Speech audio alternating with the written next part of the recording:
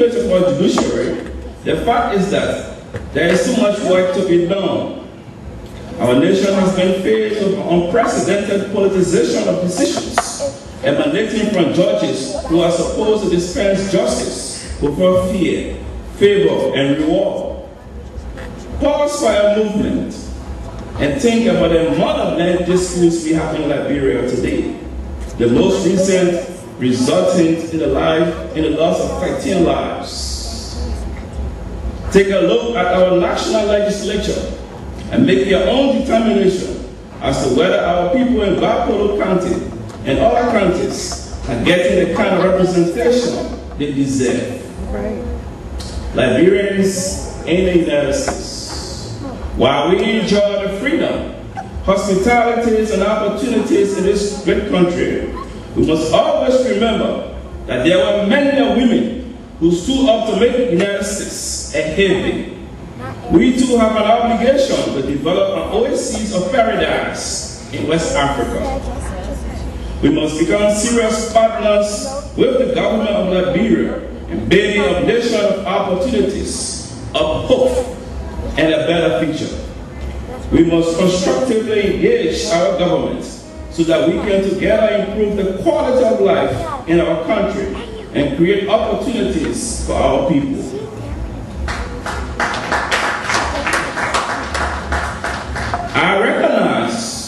I recognize that education is the key to opportunity, and I believe that nothing is more important than literacy. I stand here today because my parents, with their little income, realize the fact that education is a fault line that separates those who will succeed and those who cannot. But let us think about how many of our nephews and nieces that are not enrolled in schools throughout Liberia. Let us reflect on the quality of education that is being provided for even those who are in schools. Our government must be a catalyst to attract the ideas and the energies of our people. But as citizens of Liberia, it is our responsibility to ensure that development, reconstruction, and stability is in our country. Liberians in the United States, we have much access to resources and a reservoir of human capital that can be governed through ULAA to play a leading role in our country's development. The fact is that our individual efforts may not have the kind of impact in Grand Jide, in Sino, and in other countries. This is why I believe that under the umbrella of ULAA, we can assemble those resources to help transform Liberia into the land of opportunities. I am aware that this will take a brand of new thinking and new values for our citizens. We must seriously get involved in the development of our country so that Liberian teachers living in the United States can go to Liberia and tutor in our schools and in our communities during the application. We must encourage our medical doctors and nurses to go to Grand Crew County and other counties on voluntary missions to provide services to our people in their towns and villages. In the long run, such missions will have serious image boosts for ULAA because we'll be taking ULAA to the people in Fono and Grand Cape County and other areas. Ladies and gentlemen, these are some of the reasons I have decided to seek the presidency of this union. There is no Liberian organization anywhere that has so much human capital and access to resources to effect positive changes in our country than ULAA. But the potential of this union is being grossly underutilized.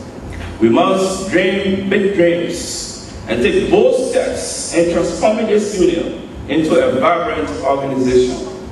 I believe we can succeed with creativity and commitment to our national values of hard work, honesty, community, personal responsibility, as well as our willingness to innovate, imagine, and inspire. I believe in possibilities. Where there is a will, there is a way. I have the character and the vision to create new thinkers and new visionaries to engage our former and past leaders, as well as current leaders of the union and our communities, to take ULAA to a brand new level. Our vision for this union is based on 4 pillars: restructuring of the union, service to our communities, reform in Liberia, which includes constitutional, social, and economic, and accountability to attract funding. Ladies and gentlemen, nothing has been so disastrously neglected in this union in recent years than accountability and sound financial management.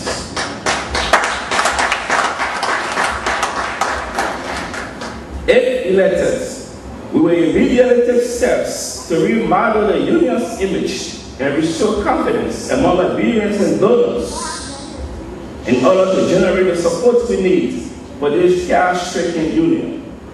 Accordingly, within the first 30 days of our administration, we will establish a sound financial policy for the union to include submission of operating budgets to the board for approval on time, submission of financial reports as required by the Constitution, and nomination of members of the Audit Commission to audit the entire union.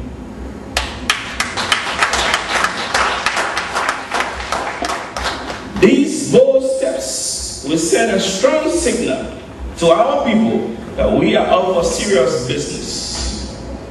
On our first day in office, we will set up a Constitution Review Commission and a special committee to work on a tax-exempt status for ULAA.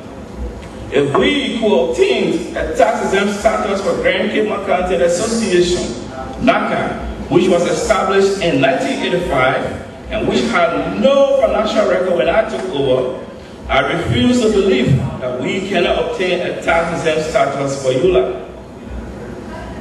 In our attempt to engage in serious fundraising for this organization, we set up an advisory panel of distinguished Americans and Liberians who have the social contacts needed to access resources in this country. Our foremost priority will be capacity building for ULAA. Accountability, accordingly, will seek to establish a permanent headquarters of the union and a satellite office in Monrovia. We'll lead ULAA. We will lead ULAA into engaging in fund-generating activities such as establishing entertainment halls and daycare centers in partnership with our local chapters. We will revise the union constitution. We cannot continue to have a loose confederation of independent chapters in ULAA. The union must have greater role in maintaining harmony in our member chapters. Hence, the ULAA Constitution must be made supreme over our chapter constitutions, a condition that will be made enforceable through a new independent judicial organ. The actions of the union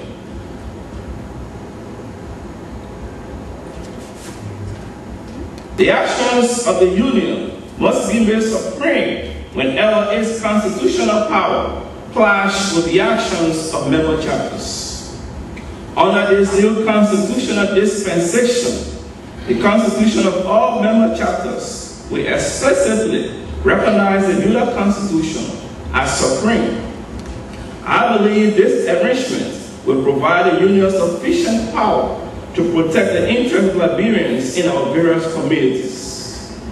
With this new organ in ULAA, Liberians in member chapters will be provided the forum in seeking redress with ULAA through an independent judicial organ to handle election disputes and other leadership crises that have been obtained in our chapters. This new organ will be the final arbiter in the union and of all ULAA chapters on all constitutional, election, and leadership conflicts. We expand the board of directors to include county organizations, alumni,